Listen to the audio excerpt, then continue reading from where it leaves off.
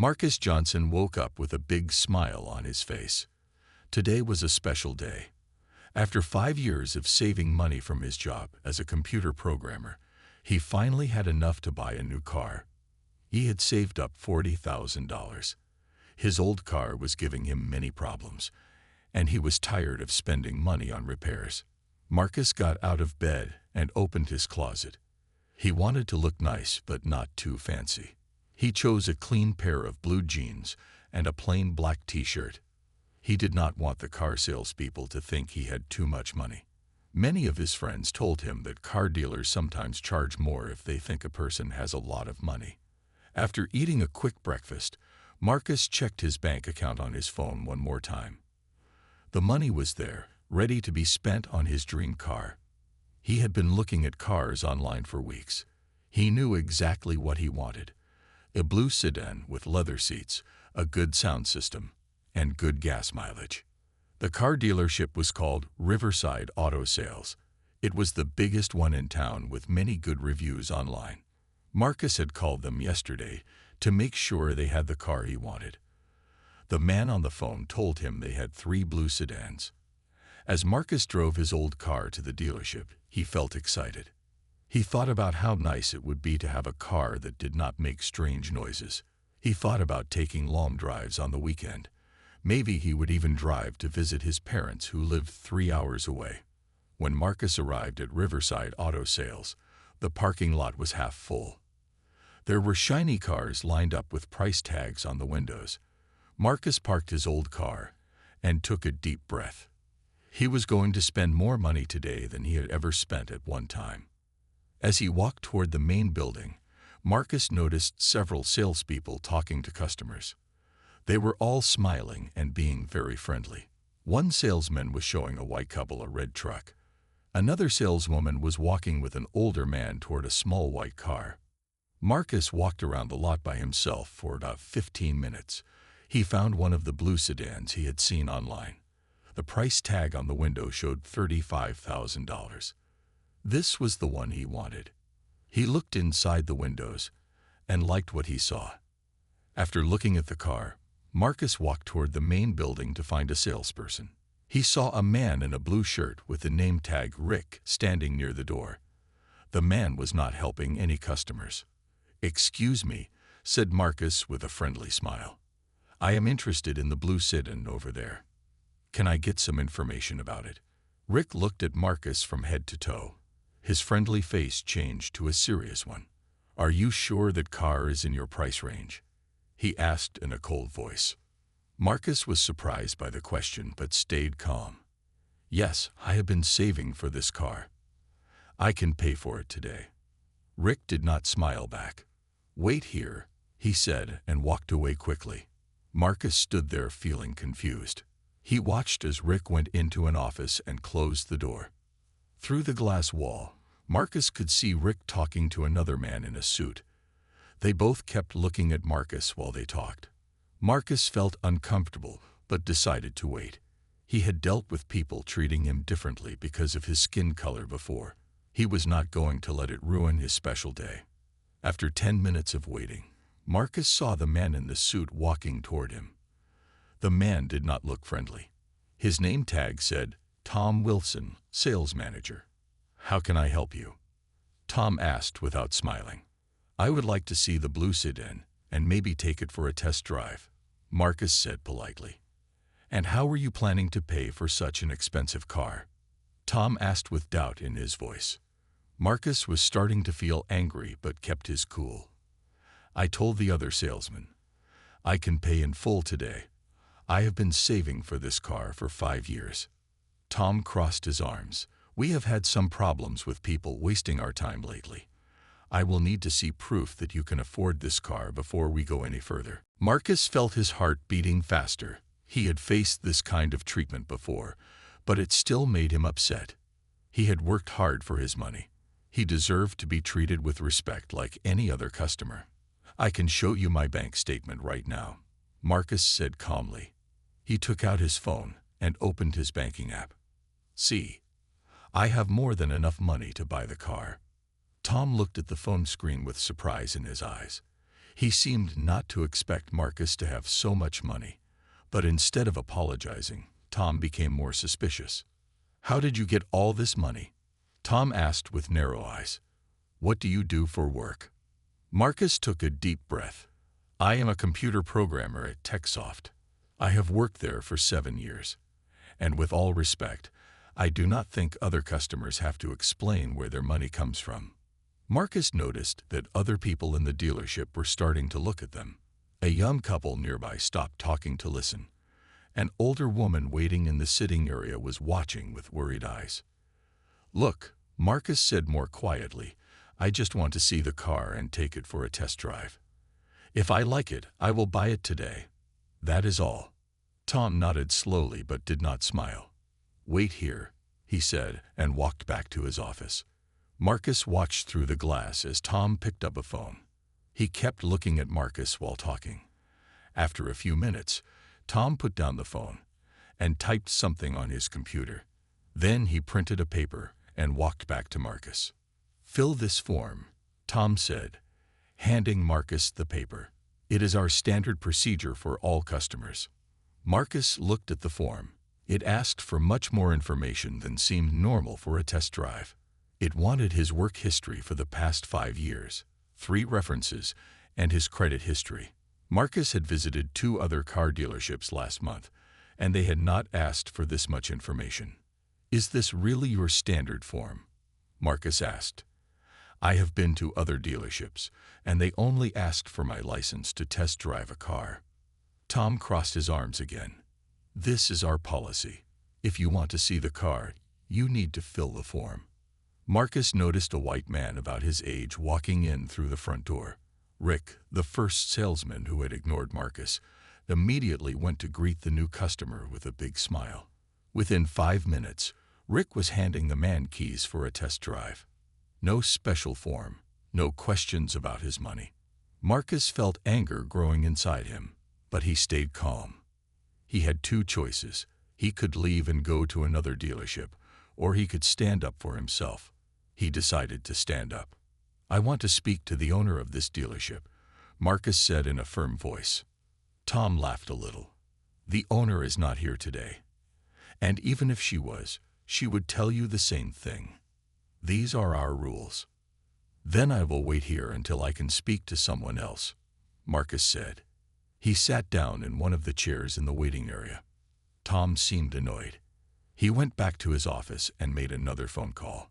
This time he was talking more with his hands, looking frustrated. After hanging up, he walked over to another salesman and whispered something. They both looked at Marcus. 20 minutes passed. Marcus sat quietly, looking at his phone. He decided to record what was happening. He opened his phone camera and placed it on his lap, pointing it toward the sales area. If they were treating him unfairly, he wanted proof. More customers came into the dealership. Everyone was helped quickly. No one was asked to fill the special form. No one was questioned about their money. Marcus felt both sad and angry, but he was not going to give up. After 30 minutes, Marcus saw a police car pull into the parking lot. At first, he thought it must be for something else. But then he saw Tom walking toward the door with a satisfied look on his face. 2 police officers came inside, and Tom immediately pointed at Marcus. The officers walked toward Marcus. One was tall with gray hair. The other was younger with a serious face. They stopped in front of Marcus. "Sir," said the older officer, "we received a call about a suspicious person in the dealership. Can we see your ID, please?" Marcus felt his stomach drop. They had actually called the police on him for trying to buy a car. This was worse than he expected. Marcus looked at the police officers standing in front of him. He felt many eyes watching him. The dealership had gone quiet. His heart was beating fast, but he knew he had to stay calm. Getting upset would only make things worse. "Yes, officer. I have my ID right here," Marcus said in a steady voice. He slowly reached for his wallet in his back pocket and took out his driver's license. The older officer took it and looked at it carefully. "Can you tell me what you are doing here today, Mr. Johnson?" the older officer asked. I came to buy a car, Marcus said. I have been saving for 5 years to buy a new car. I have the money in my account. I can show you. The younger officer looked confused. He turned to Tom, who was standing nearby with his arms crossed. You called us because someone wants to buy a car from your dealership, the young officer asked Tom. Tom cleared his throat. He was acting suspicious, walking around the cars for a long time, then asking about one of our most expensive models. We have had problems with people coming in and wasting our time. The older officer handed the ID back to Marcus. Sir, can you show me the money you mentioned? Marcus nodded and took out his phone again. He opened his banking app and showed his account balance to the officers. The younger officer looked at the screen and then at Tom with raised eyebrows. Mr. Wilson, the younger officer said to Tom, this man has more than enough money to buy your car. Why exactly did you call us? Tom started to look uncomfortable. We have procedures. He refused to fill out our form. Marcus spoke up. I asked if that form was standard for everyone. While I was waiting, I saw at least 3 other customers take cars for test drives without filling out any special forms. The older officer looked around the showroom. Other customers were watching the scene with interest. Some had their phones out, possibly recording what was happening. Is this true? The older officer asked Tom. Do you make all customers fill out this form? Before Tom could answer, a woman in a black suit walked into the showroom from a back office. She looked important and walked with confidence.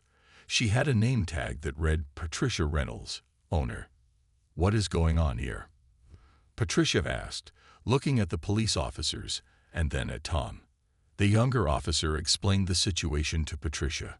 We were called about a suspicious person, but it seems Mr. Johnson here is just trying to buy a car and has the money to do so. Patricia's face turned red. She looked at Tom with angry eyes, then turned to Marcus.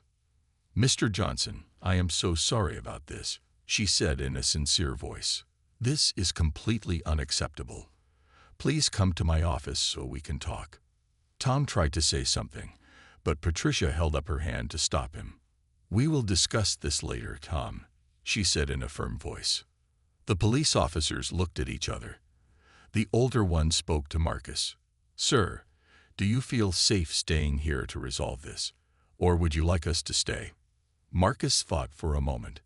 He looked at Patricia, who seemed truly upset about what had happened. He also noticed that many people in the dealership were watching. Some were recording with their phones. I think I will be okay, Marcus told the officers.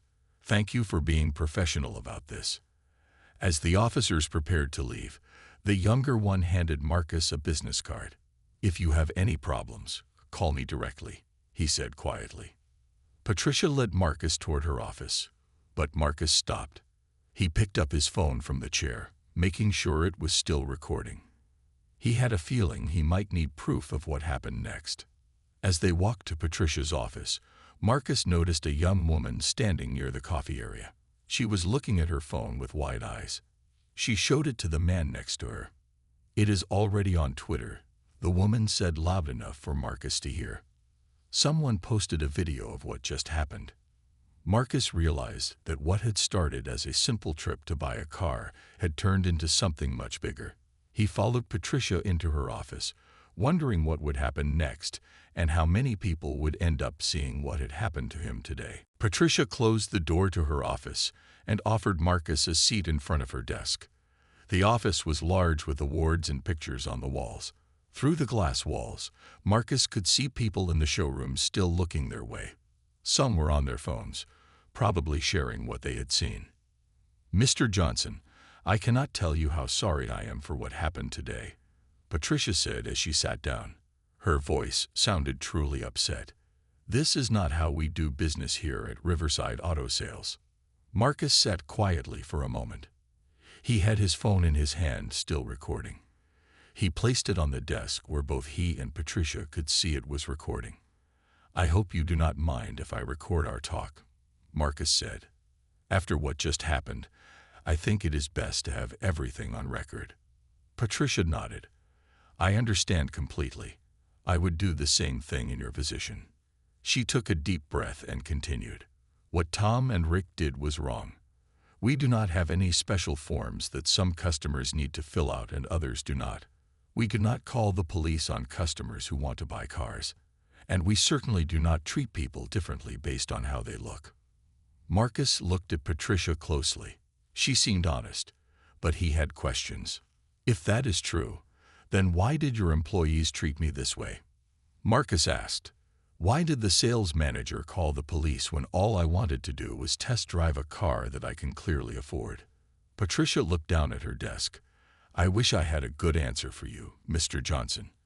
What I can tell you is that Tom and Rick will face serious consequences for their actions today." She looked up at Marcus again. "But I know that does not fix what happened to you. Nothing can take back the embarrassment and disrespect you experienced in my dealership."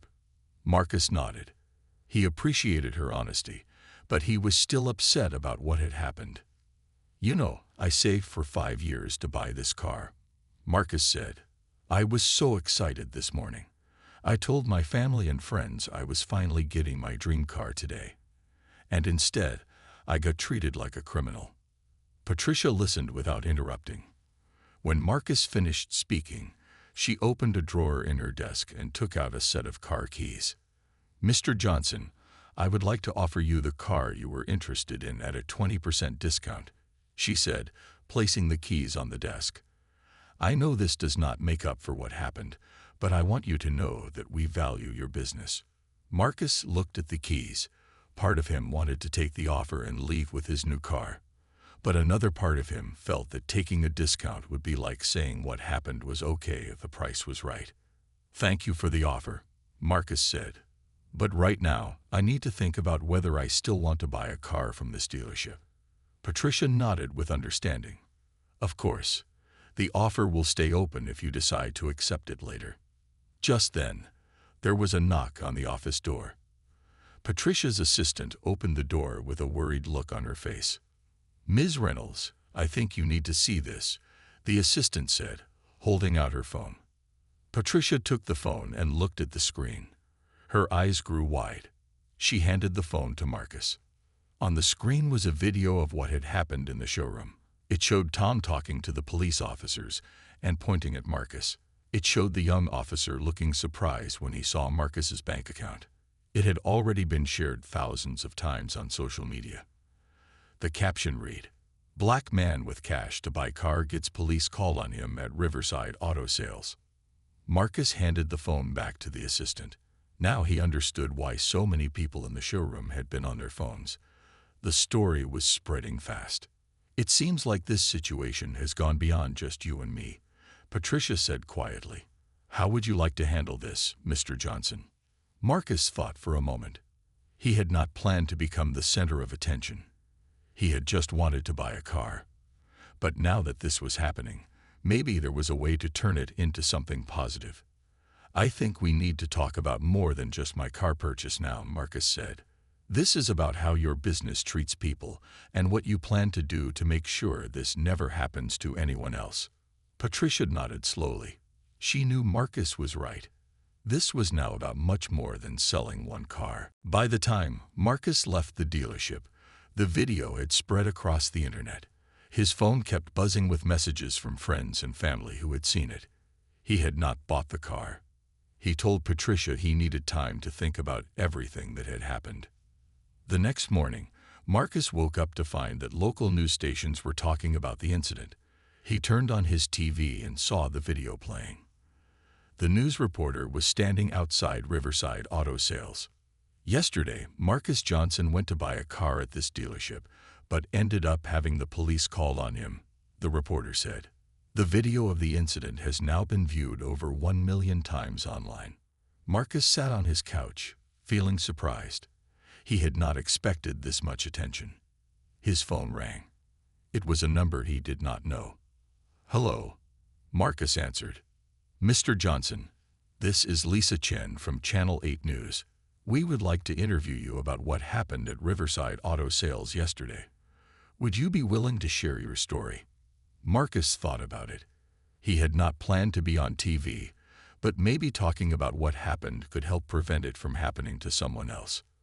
Yes, I can do an interview, Marcus said, but I want to be clear that this is about a bigger issue than just what happened to me. 2 hours later, a news crew was at Marcus's apartment. Lisa Chen, the reporter, sat across from him with a camera pointed at them. Marcus, can you tell us what happened when you went to buy a car yesterday? Lisa asked. Marcus told the whole story, from his excitement in the morning to the moment the police were called. He spoke calmly and clearly. He did not want to sound angry, even though he had every right to be upset. The most surprising thing was that they called the police when they saw I had enough money to buy the car, Marcus said. It was like they could not believe a young black man could have that much money honestly. Lisa nodded and asked more questions. Marcus answered them all honestly. When the interview was over, Lisa thanked him. Your story will air tonight at 6, she said. I think a lot of people will want to hear what you have to say. After the news crew left, Marcus received another call. This time, it was Patricia from the dealership. Mr. Johnson, I saw that you will be on the news tonight, she said. I want you to know that I have fired Tom Wilson and Rick Stevens. Their behavior goes against everything this company stands for. Thank you for telling me, Marcus said, but firing 2 people does not solve the real problem. I agree, Patricia said, surprising Marcus. That is why I want to meet with you again. I have some ideas about how to make real changes at Riverside, and I would value your input. Marcus agreed to meet with her the next day. After hanging up, he checked his email and found hundreds of messages. Many were from people sharing similar stories of being treated poorly while shopping because of the color of their skin. One email caught his attention. It was from a civil rights lawyer named David Martinez. Mr. Johnson, I saw what happened to you. This is a clear case of racial discrimination. If you are interested in pursuing legal action, I would be happy to represent you at no cost. Marcus read the email several times. He had not thought about suing the dealership. He wanted change, not money. But maybe a lawsuit would force other businesses to think twice before treating customers differently based on race. That evening, Marcus watched himself on the news. The story was the top story of the night. After his interview, the reporter showed other videos people had sent in of similar situations at other businesses. This is no longer just about one man at one car dealership, the reporter said at the end of the segment. This has started a larger conversation about how businesses treat customers of different races. Marcus turned off the TV and sat in silence. When he woke up yesterday, all he wanted was a new car. Now he was the face of an issue that affected many people. He felt a sense of responsibility. If his story could help make things better, then maybe what happened to him happened for a reason. His phone rang again. It was another news station wanting an interview. Marcus took a deep breath. He had a feeling his life was about to change in ways he never expected. The next day, Marcus met with Patricia at a coffee shop away from the dealership. They both wanted to avoid more attention. Marcus arrived first and chose a table in the back corner. When Patricia arrived, she looked tired. Her phone kept buzzing, but she turned it off and put it in her purse. Thank you for meeting with me, Patricia said as she sat down. The past 24 hours have been very difficult for Riverside Auto Sales. We have received hundreds of angry calls and messages. Some people are even standing outside the dealership with signs. Marcus nodded. He had seen the news this morning. People were protesting against the dealership, holding signs that said things like, "Stop racial profiling," and "Cars for everyone." I did not ask people to protest, Marcus said. This has grown bigger than I expected. Patricia sighed. I know, but I do not blame you. What happened was wrong. And now we are facing the results of that bad behavior. She took a folder out of her bag and placed it on the table. I want to show you something. These are new policies I want to put in place at Riverside. I'd worked on them all night. Marcus opened the folder and read the papers inside. Patricia had created clear rules for how employees should treat all customers. The rules said all customers must be greeted within 2 minutes of entering the dealership. All customers must be offered the same forms and options. Employees must not make assumptions about customers based on how they look. This is a good start, Marcus said after reading everything. But policies are only words on paper. How will you make sure people actually follow these rules? Patricia nodded. That is where my second idea comes in. I want to create a training program for all employees about treating people fairly. And I want to hire secret shoppers of different races and ages to come into the dealership regularly and report on how they are treated. Marcus was impressed. Patricia seemed serious about making real changes. There is one more thing, Patricia said. I would like you to be part of this. You could help create the training program and review the reports from the secret shoppers. We would pay you for your time, of course. Marcus was surprised by the offer. You want me to work with you? After what happened? Yes, Patricia said. You have first-hand experience with the problem. Your insight would be valuable, and it would show everyone that we are serious about change. Marcus thought about it. Working with the dealership could be a way to create lasting change. But he also had other options to consider. I need some time to think about your offer, Marcus said. I have a meeting with a lawyer tomorrow to discuss possibly suing Riverside. Patricia looked worried but nodded. I understand. The offer will remain open regardless of what you decide about legal action. As they finished their coffee, Marcus received a text message from his mother. You are on national news now, the message said.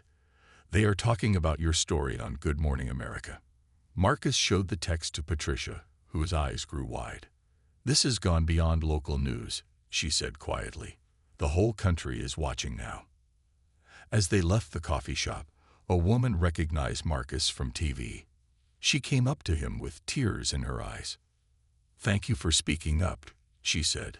My son had the same thing happen to him last year, but no one believed him because there was no video.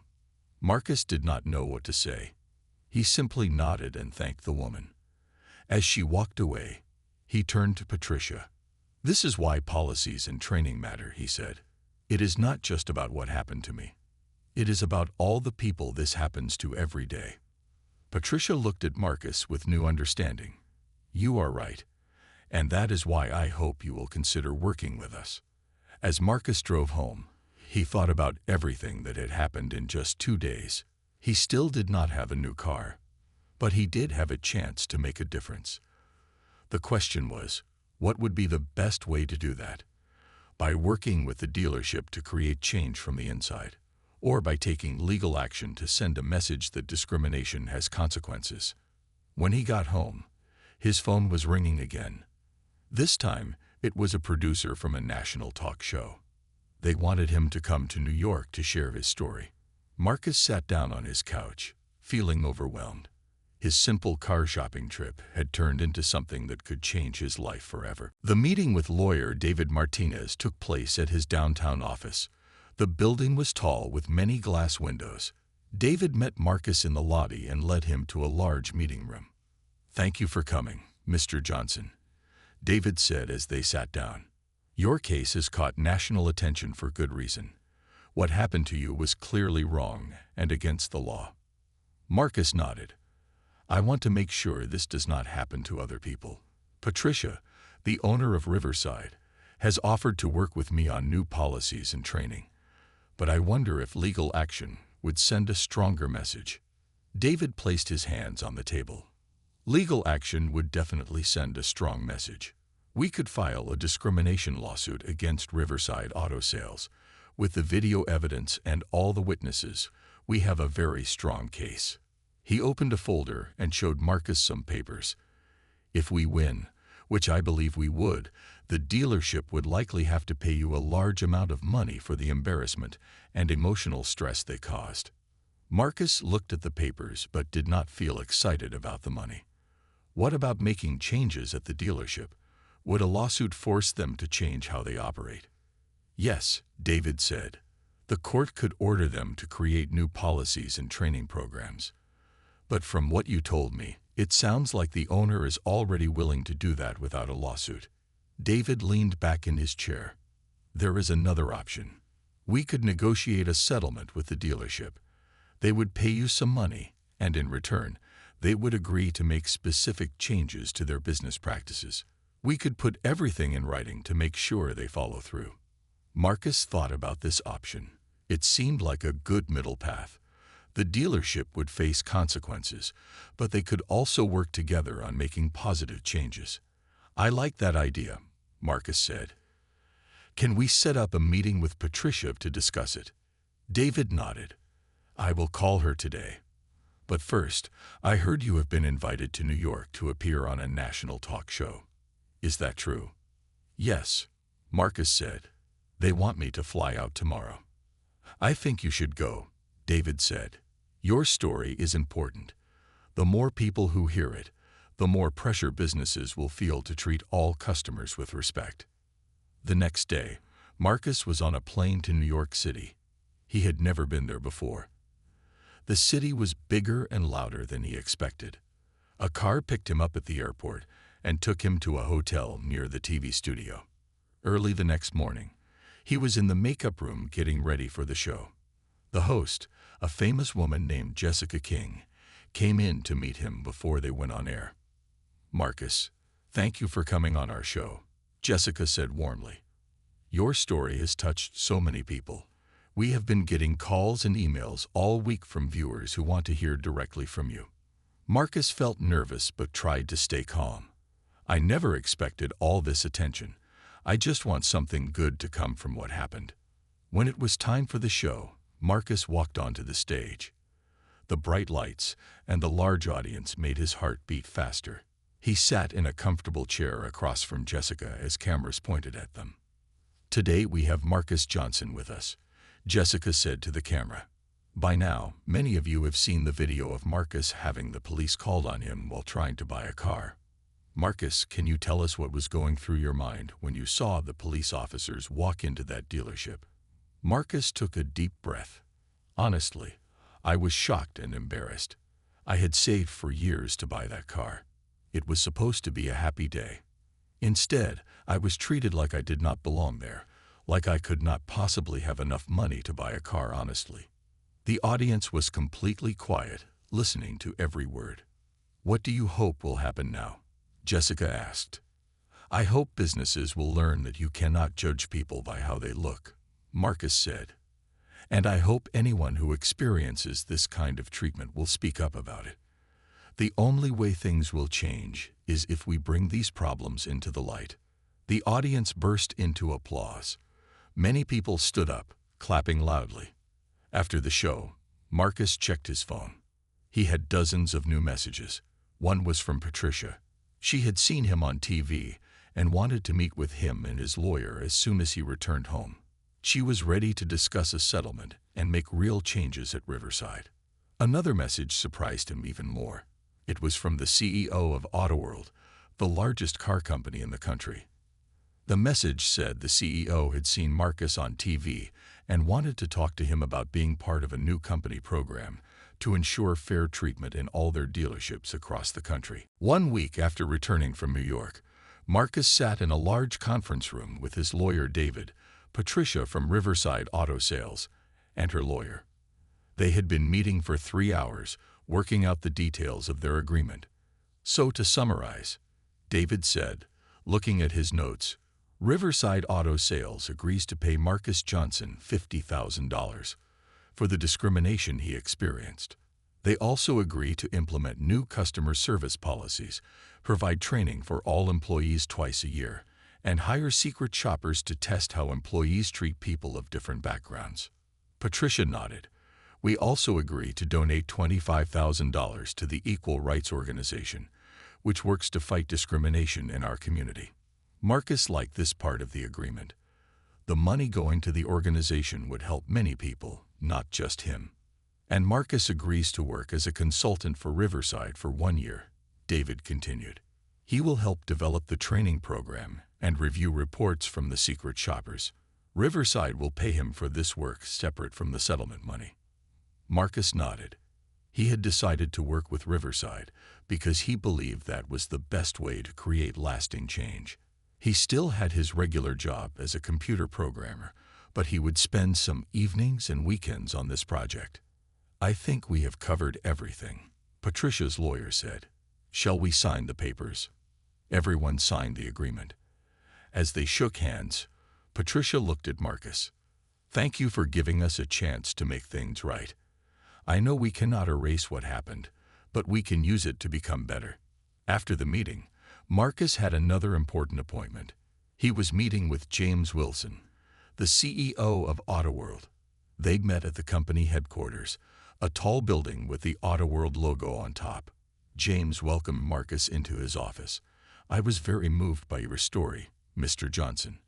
What happened to you should never happen to anyone at any of our dealerships."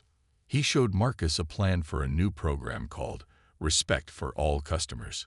The program would create new rules for all AutoWorld dealerships across the country. It would provide training for employees and test dealerships regularly to make sure they were treating everyone fairly. "We would like you to be the face of this program," James said. "Your story has already made people pay attention to this issue. With your help, we can make sure every customer is treated with respect, no matter what they look like or what they wear." Marcus was surprised by the offer.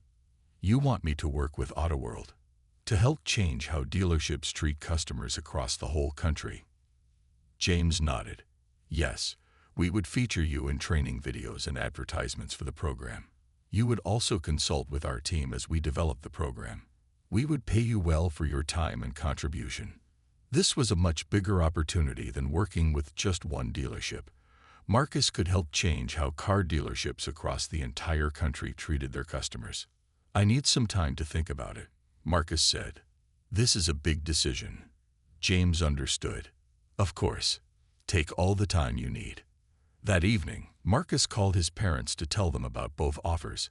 His father had experienced similar treatment at stores and restaurants many times in his life. "Son, I am so proud of you," his father said. "When these things happened to me, I just walked away angry. You spoke up and now you have a chance to make real change." "What do you think I should do?" Marcus asked. "Work with just Riverside or take the bigger opportunity with AutoWorld?" His mother joined the conversation. "Why not do both? You already signed the agreement with Riverside. You can honor that commitment and also work with AutoWorld to make an even bigger difference." Marcus realized his mother was right. He could work with both companies. It would be a lot of work on top of his regular job, but it would be worth it if it led to real change. The next day, Marcus called James and accepted the offer to work with AutoWorld. He also called Patricia to confirm he would still be working with Riverside as planned. 2 weeks later, Marcus was in a TV studio again, but this time, it was to film a commercial for AutoWorld's new Respect for All Customers program.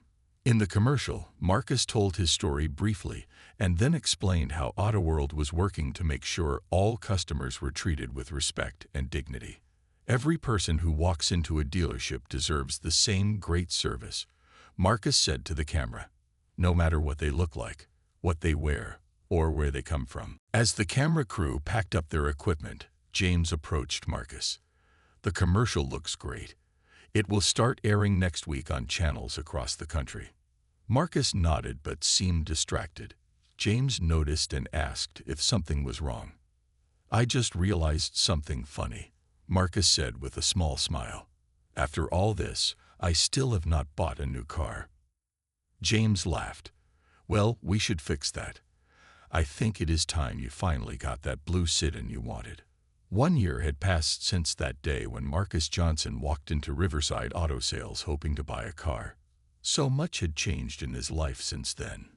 Today, he was driving his blue sedan to a special event at Riverside Auto Sales. It was the 1-year anniversary of their new customer service program. Marcus had finally bought his car 3 months after the incident, but not from Riverside. He had purchased it from another dealership that was part of the AutoWorld family. James Wilson, the CEO, had personally made sure Marcus had a good experience. As Marcus pulled into the Riverside parking lot, he saw balloons and a sign that said 1 year of equal service for all. There were many people gathered outside the showroom. Some were employees, others were community members and local leaders. Patricia spotted Marcus and walked over to greet him. There he is, the man who helped us change for the better. Marcus smiled and shook her hand. Over the past year, they had developed a good working relationship. At first, it had been awkward. Some employees had been angry at Marcus for the trouble they believed he had caused. But as time passed and the new training program took effect, things improved. "Are you ready for your speech?" Patricia asked. Marcus nodded. He had prepared some words to share at the event.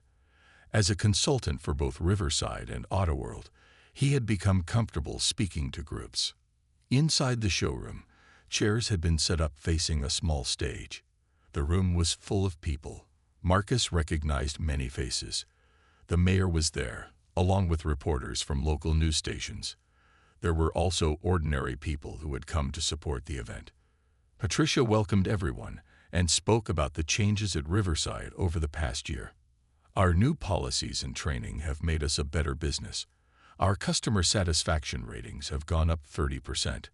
Our sales have increased. Treating people with respect is not just the right thing to do. It is also good for business."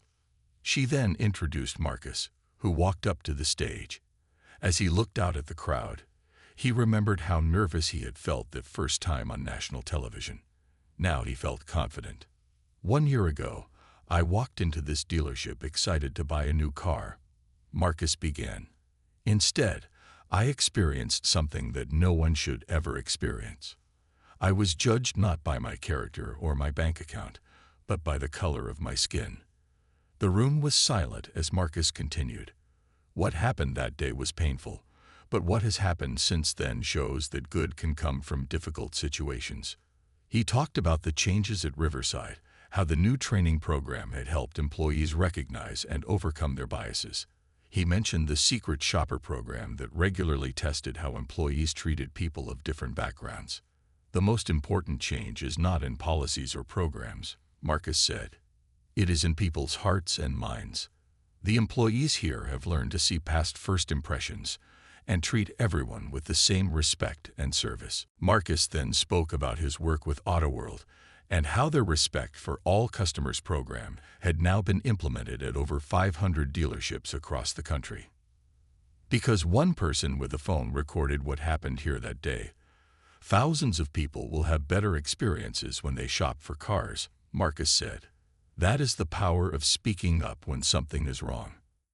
After the speeches, there was a small party with food and drinks. Marcus talked with many people, including some of the Riverside employees who had once been skeptical of him. Rick, the salesman who had first ignored Marcus a year ago, approached him nervously. After being fired, Rick had taken the new training course and applied to work at Riverside again. Patricia had given him a second chance, and he had become one of the dealership's top salespeople. "Mr. Johnson," Rick said, "I want to thank you. Losing my job was hard, but it made me think about how I treat people. The training helped me see things I never noticed before.